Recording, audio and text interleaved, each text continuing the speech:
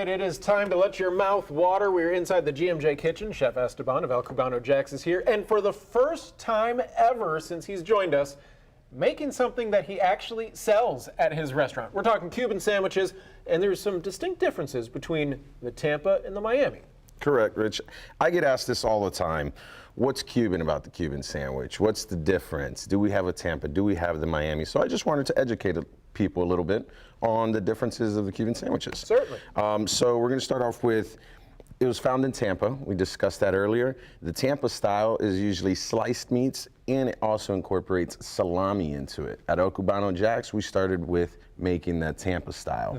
Then we're switching over here, as you see, this beautiful pork, also brought to us by Chancho King, very delicious. This is what we're going to use to make our Miami style Cuban sandwich, which instead of the sliced pork like this, we're going to use the shredded pork. And then here is our jackfruit. That is our mojo marinated jackfruit that we use to make our vegetarian Cuban sandwiches. Interesting. So multiple varieties. Correct. And today we're going to show the two differences between the Miami and the Tampa. This Wednesday, the 23rd, is National Cuban Sandwich Day, and we'll be having all three of these sandwiches on the menu. Please come to Lemon Street Brewing Company, say hi, try a Cuban sandwich, enjoy a good Cuban, and we're going to solve the argument of what's the better sandwich. It is the definitive test of which is the Cuban of Cuban sandwich. All right, let's put something together here. Ingredients-wise, you want to start off by getting Cuban bread. It is probably the most important part of this recipe, is getting Cuban bread.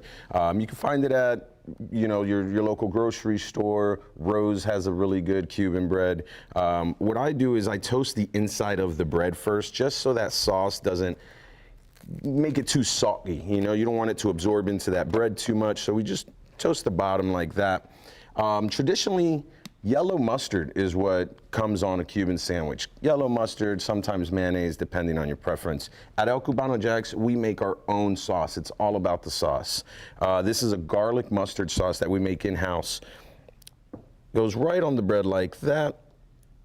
Good generous amount. We're going to do both of these because we're going to do one Miami, one Tampa. Very cool. And as you said, we had the full interview earlier, which will be available on firstcoastnews.com momentarily after the video goes. But this is personal for you as well. You started your career with this type of sandwich and a rented hot dog cart, and look how you've blossomed. We're so proud of you as well. Thank you so much, Rich.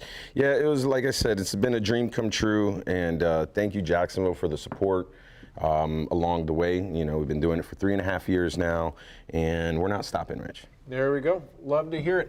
And again, Chef Estaban and El Cubano Jax at Lemon Street Brewing. And you guys are open later today if people want to swing on by, aren't you? Correct, yeah. We open up at 1 o'clock. More than welcome to come in, hang out, grab a beer, grab a sandwich, hang out. We got pool table, darts, all that fun stuff. We got plenty of space, bring the kids. Now, what's the cheese that we have going in here? Swiss cheese. Sorry, I didn't go down the ingredients here. We have, now, the better the ingredients, the better quality that you get in ham, salami, pork, it's going to make a big difference in the quality of the sandwich. And you said this shredded pork here I got from locally sourced? Yes, from Chef Chasen and Maria. They own Chancho King in Murray Hill. Make sure you guys check them out. They are helping me do the collab on the Miami style sandwich. Very cool. Awesome. And about how long do you think it takes to get everything put together? Honestly, it's super simple. I mean, it's really 4 main ingredients. You got bread, pickles, sauce, meat, and cheese.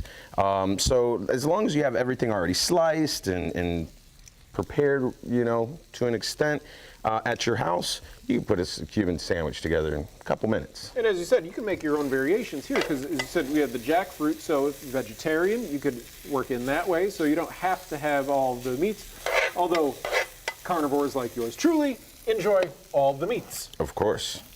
Now, don't get it twisted. That jackfruit is delicious, even if you're not vegetarian and you big carnivore like you and myself. Yeah. That jackfruit is really good, man. I have people that try it just to try something different, end up falling in love with that sandwich, and even doing, half and half. One regular Cuban, one jackfruit Cuban, and they'll split it with, their wife or something. So that's also really cool to be able to put people onto something that they're not familiar with. So I know a lot of people oftentimes are going like, okay, well, he's at Lemon Street Brewing, but is catering a possibility as well if they just fall in love with what you're making? Of course, Rich. We definitely do catering. We'll provide the email and contact. We do office parties, individual lunch boxes, catering platters. You know, no party too big or too small for us. We definitely love feeding Jacksonville and feeding people that enjoy our product. Awesome. Well, this looks exquisite right now. We'll put that on right there. And we're then just a minutes big- away from the finished product? Oh, yes. Yes. Just like that. Now, one thing I unfortunately forgot to bring to the studio today, another big important part is butter. You got to butter the bread before you put it on the plancha. All right. Well, these are going to sizzle for a little bit. We're going to take a break, and when we come back, we'll see the finished product as Estaban is celebrating National Cuban Sandwich Day here on GMJ.